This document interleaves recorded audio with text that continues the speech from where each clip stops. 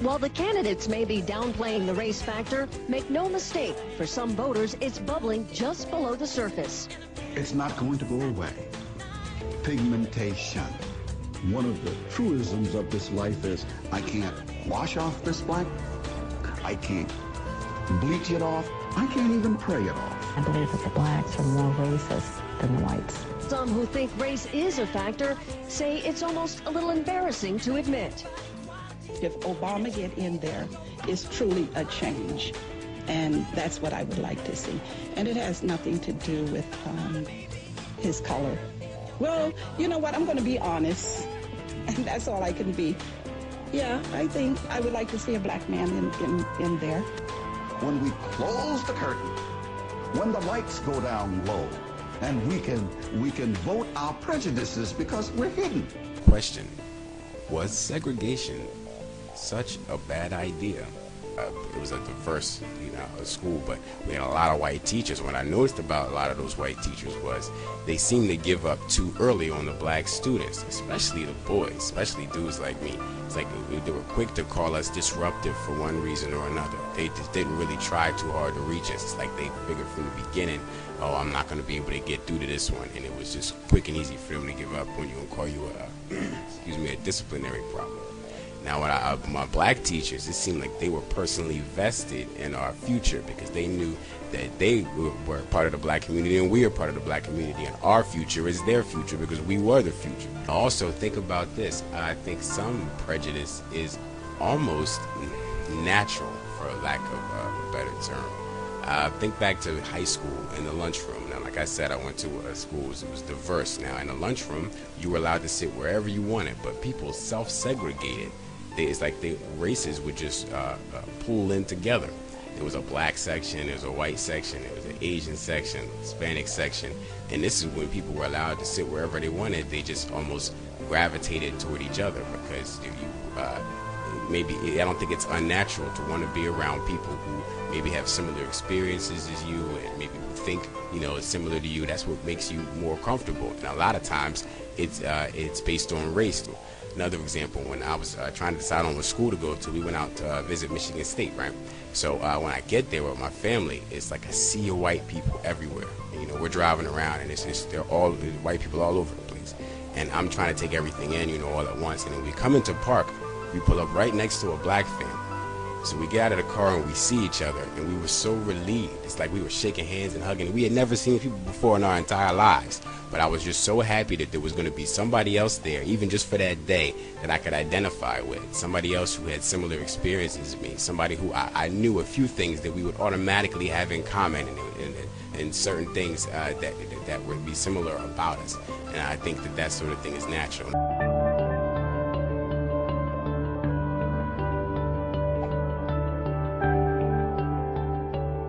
4 decades ago, on a long-haul flight, the economist Thomas Schelling was doodling with a pen and paper and thinking about the problem of racial segregation. When he got home, he picked up a chessboard to continue his investigations. And you can do the same thing. Simply lay out alternating black and white counters, or brown and white eggs, remove any 20 and add 5 just to mix things up a bit. The board now represents a mixed neighbourhood. Now, these brown eggs aren't extreme racists. They're happy to live in a mixed neighbourhood, but they don't want their white neighbours to outnumber their brown neighbours more than 2 to 1. The white eggs feel exactly the same way, so take any egg that is outnumbered more than 2 to 1 and move it to the nearest acceptable location. As you do this, you'll find something astonishing happen. The brown eggs and the white eggs will separate out like oil and vinegar. Even a mild preference for the colour of your neighbour can lead to extreme segregation. Thomas Schelling's chessboard experiments became famous, and Schelling himself eventually won the Nobel Prize. Area number and board a high security train. If you have not yet submitted your identity, that's a whole lot of segregation. You must report to Black Mesa personnel for before you will be permitted into the high security branch of the boat transit gently system. down the stream. Merrily, merrily, merrily, merrily.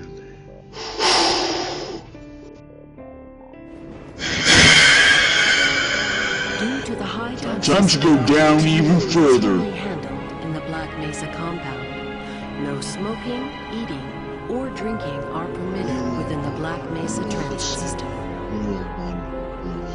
Please keep your limbs inside the train Hey, at all Bingo, times. positive Do not thinking is attempt not to gonna open the cut doors it. until the train has come to a complete halt at the station platform. Let's find the biggest study on diversity going Stay down at from an here. electrified rate. Literally. A reminder to all Black Mesa personnel. Regular radiation and Lock and thermal load. screenings are a requirement.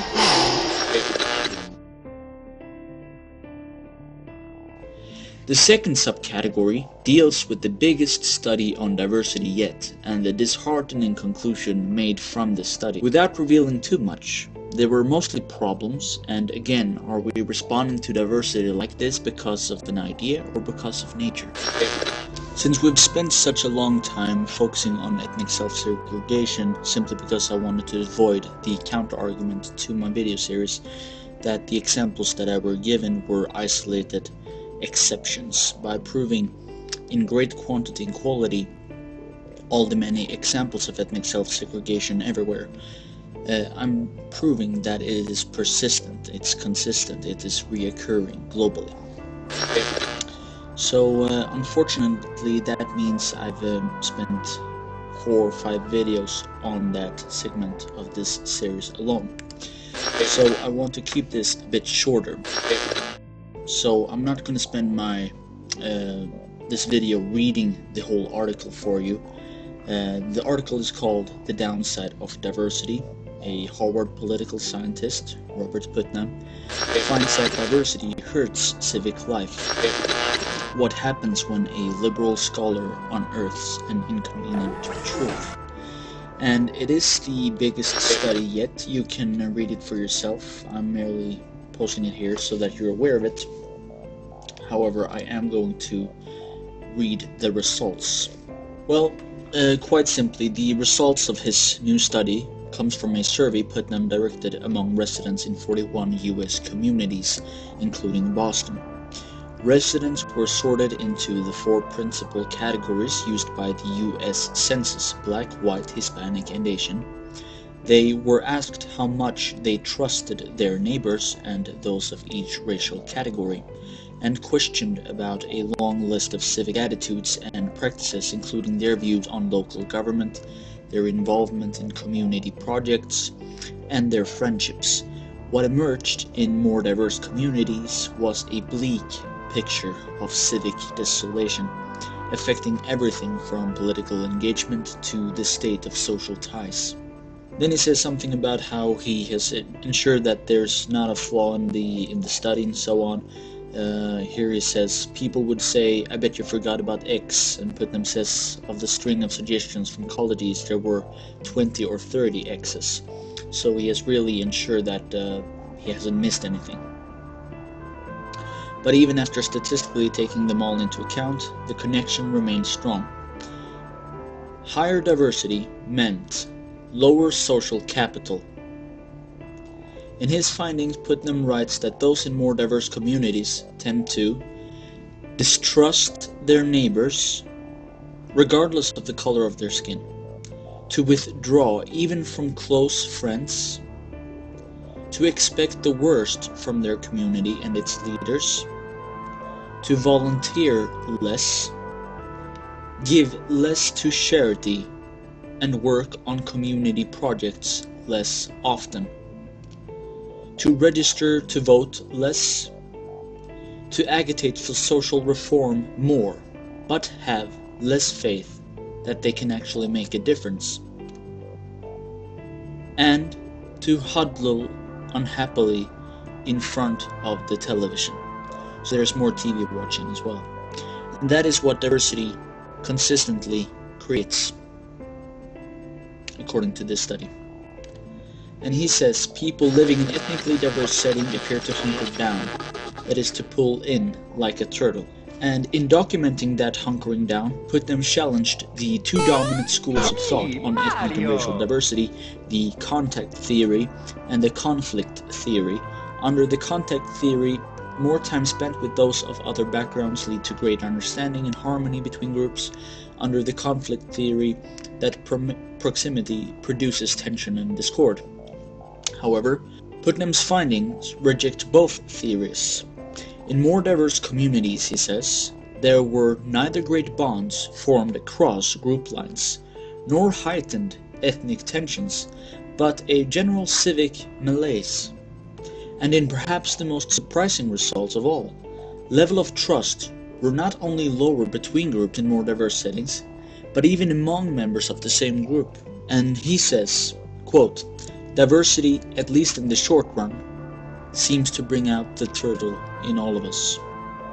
This massive new study was based on detailed interviews of nearly 30,000 people across America.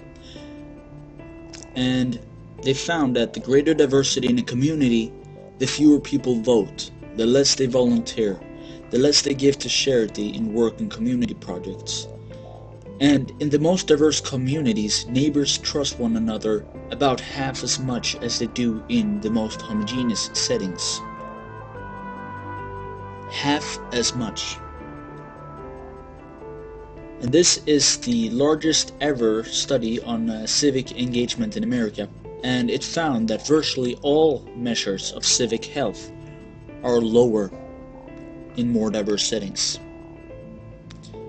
Now, is this again because of the idea? Is this the after effect because of this racist ideas that we have inherited? Or is it nature? Is diverse societies unnatural? Are homogeneous societies more optimal for our human nature?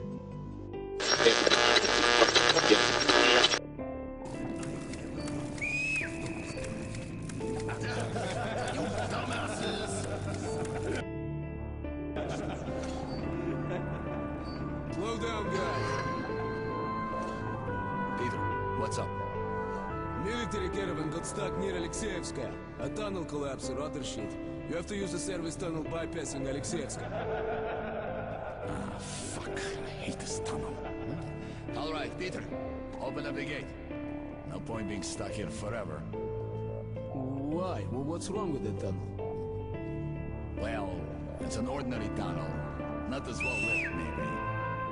I went through there last month and, well, I just don't like it. That's all.